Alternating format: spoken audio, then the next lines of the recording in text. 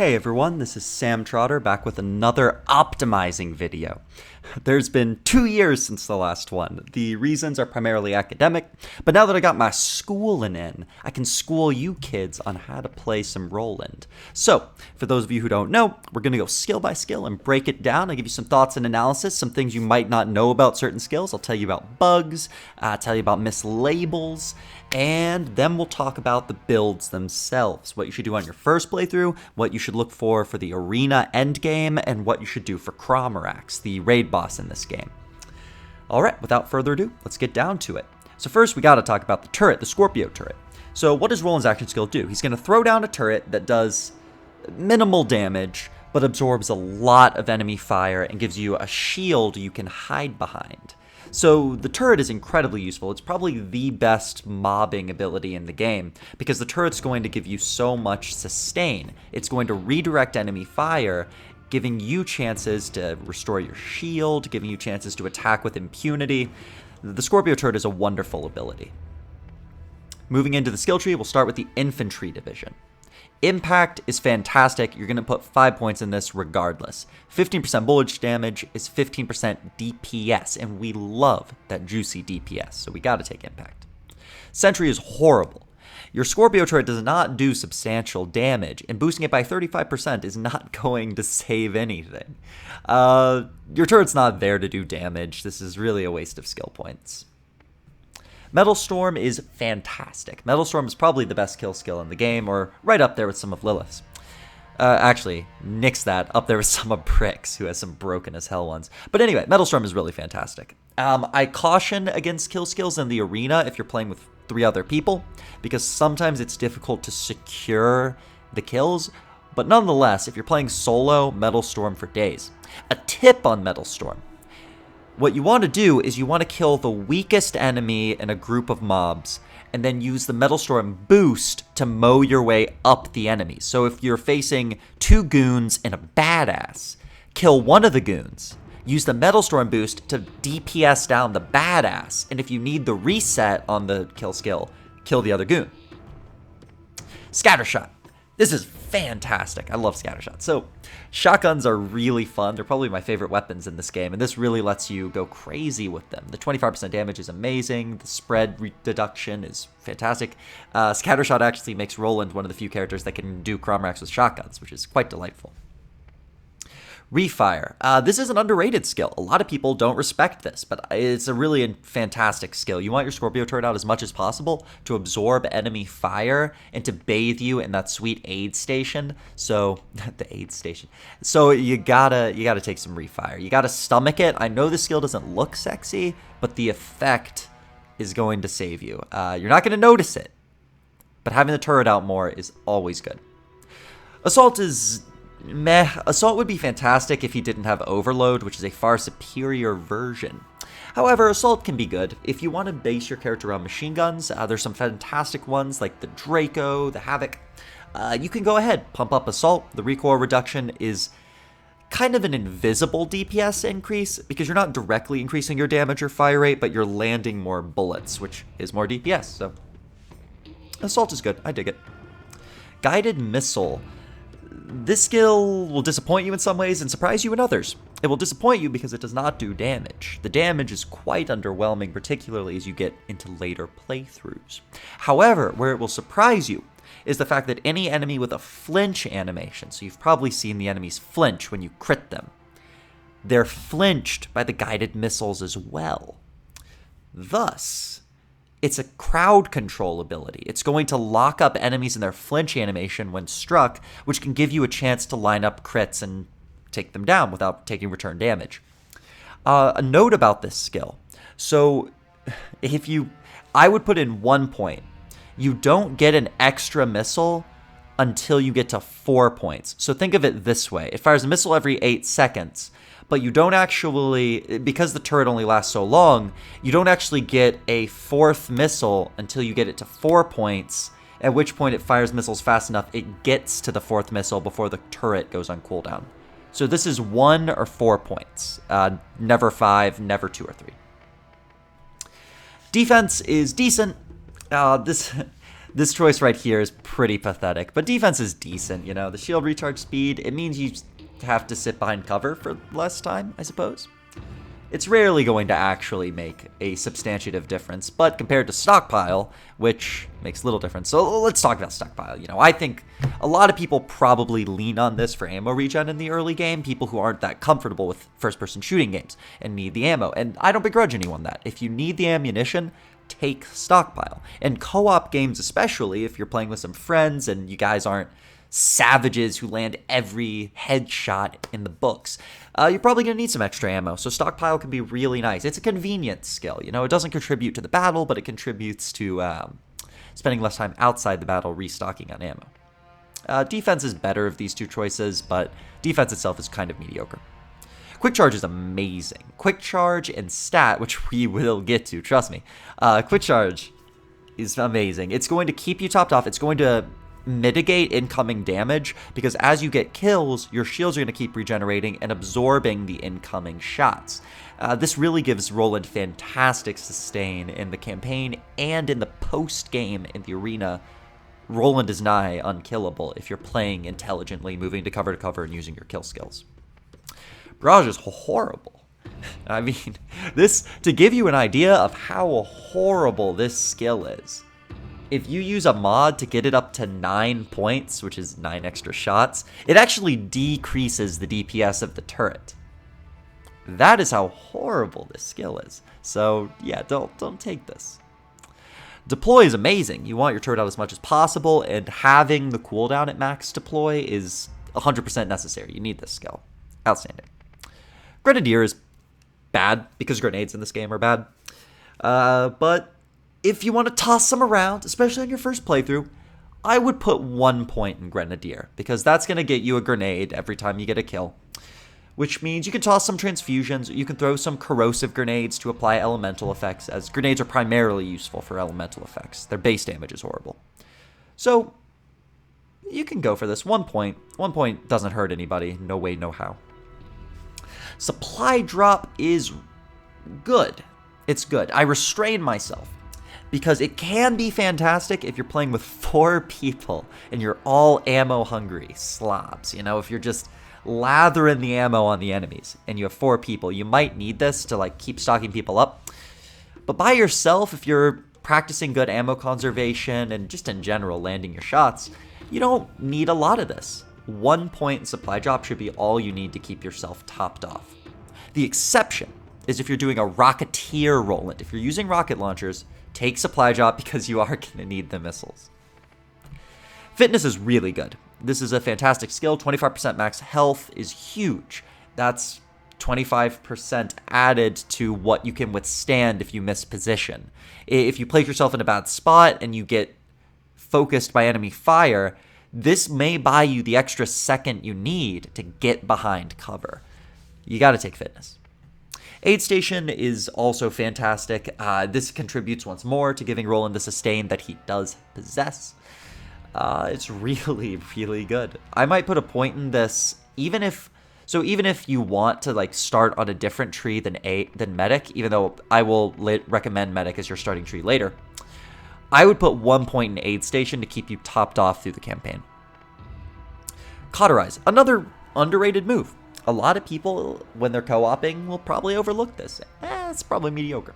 This can be really good.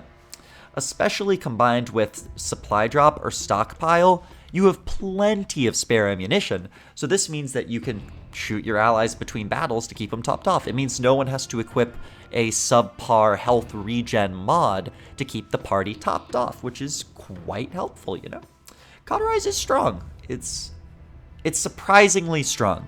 You could even roleplay a pure medic and like equip a rocket launcher and just run around shooting your friends with a rocket launcher and healing them. It's a good time. Recommended. Overload. Increases your magazine cap with all weapon sizes. This is so fun. Overload is an amazing ability. 60% mag size translates into a DPS boost that is difficult to see, difficult to recognize, but it's there. Now, think about the Draco. The Draco is a machine gun with a 120 round magazine. Add 60% to that, that's a gargantuan magazine. The Draco takes 4 seconds to reload, however. When you're adding that 60% mag size, that is a 60% increase into your uptime of firing, which means your reloads are going to constitute a much smaller portion of your overall DPS uptime. Thus, Overload is good. That's what I'm getting at. Overload is good. It's a boost to DPS. It's indirect, similar to recoil reduction, but it's really good. Revive is a weird skill. So Revive doesn't really tell you what's what. The way Revive works is when your turret's deployed, if someone goes down near it, they have a chance of being revived. It does not revive people that are already down. Important distinction. That being said, I think Revive is mediocre. It's very poor. It's useless solo. I really don't think it's worth viewing. Even understanding how it works, it's not that functional. Grit, on the other hand, is quite good. 15% bullet resistance. It's one of those invisible stats that's going to save your life 6 or 7 times, but you'll never realize it. Take Grit. It's really strong. Stat is the moneymaker. We finally are here. Finally at the end of his skill trees, and Stat, this is what makes Roland roll. You know what I'm saying? Stat gives you immense sustain. It gives your friends immense sustain. It'll allow you in the arena to play far more aggressively than otherwise. And during the main campaign, it means you'll basically never have to buy a health kit. Not that anyone ever has to begin with. Poor Zen. So yes, Stat, quintessential. Not just essential, quintessential. All right, so now we're going to talk about actual builds. Oh, and one more note. I noted down that I have to mention a bug. So this undersells Metal Storm right here. The next level, what it should read is it should read plus 11% fire rate. So each point gives you an additional 11% fire rate. 6% is incorrect. So that being said, Gearbox, in the 8 years, however long it's been since this game is released, still can't fix that tooltip for whatever reason. So that being said, now let's talk about builds. So, first time you play through the game. If you're picking up the game and you want to play through as Roland, your first playthrough, what are you going to do? I highly recommend going with the medic tree. It's not flashy. It's not going to boost your damage a lot, but it's going to give you a lot easier time. This is a convenience tree, and it's really nice. So you're going to start with Aid Station. I would max out Aid Station so that you have all the regen you need. This is going to keep you topped off. It's going to make sure that you don't die. And it's really just going to make the game a lot more fun for you. Next, don't go overload. Max Fitness. Fitness and Aid Station sort of work as a combo because Aid Station boosts is percentage health regen. Thus, increasing your maximum health increases the amount you heal per second. So, this is very handy. Fitness is also going to combo with Stat. Next, we're going to boost Overload over these 3. If you're playing with a friend, you can consider putting 1 point in Cauterize in case you need to heal them. However, this is unnecessary on a solo playthrough. Grit loses out to Overload because Overload is such a substantiative DPS increase. The bullet resistance really isn't meaningful enough, particularly given you have more than enough mitigation of damage through healing. Next, you max the Moneymaker. This way, before you even finish your first playthrough, you've got the sustain. You're golden. You got everything that makes Roland a savage. Now, from there, this is about what will get you through your first playthrough, this tree allotment right here. But from there, I would just upgrade Impact. And once Impact is upgraded, I would grab Metal Storm. Now, if you do want to play the first playthrough more aggressively, if you feel extremely confident, you can go down Infantry and take Impact, Metal Storm before going over to this tree. If you want to take these 2 first, that's fine. I recommend this as your first progression. I do think you'll enjoy yourself more, but that's fine too. If you just can't resist the damages. And trust me, I'm a damage aficionado myself. Alright, so now let's talk arena builds. What do you want in the endgame arena? So, this is assuming you are playing with more than one person, as solo arena is a sad affair indeed. So, you want 1 point in Cauterize to heal. You want grit for the sustain. You want all the juicy things on this tree. 1 point in rocket for the hit stun. You want the good stuff here, so you want your quick charge. You want 1 point in grenadier to get more transfusion grenades or elemental grenades. You want deploy for more turrets. And you want 1 point in this. So this is your basic arena build. You're going to have skill points left over after this. I have a bugged amount of skill points because I edited this character. I don't have a level 69 soldier on PC. But this is going to be your end game build. This is as good as it gets, guys. Roland is a privileged character because he can actually get just about everything he wants. This is the goal. You may have to sack some points here and there, but this is a really strong build. Now, the only difference for Cromar is that you don't need grenades, so you can take a point out of that. And you also do not need cauterize because you honestly don't have time to heal friends during Cromar. It's too mad. You're not going to take grit. Instead, what you are going to do is you will take revive and throw down your... Because basically, you take revive on the off chance you can keep an ally up during the Cromar fight. It's a very slim chance. In all my times fighting Cromar, I've never actually used revive. But there's a chance it could be useful as opposed to grit, which will literally never be useful. So I'll take the 0.01% chance over the 0%. And that's Roland.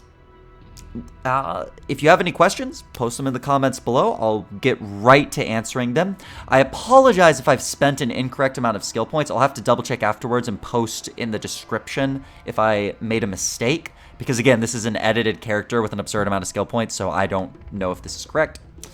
As far as other concerns, I'm going to be releasing a video daily on the Borderlands characters, both Borderlands 1 and 2. And once that series is complete, I'll probably move on to some other games. Dragon Age Origins is one of my all-time favorites. I could do an optimization video for the classes in that game. I could do an optimization guide for the Witcher games. I could do it for Fallout games.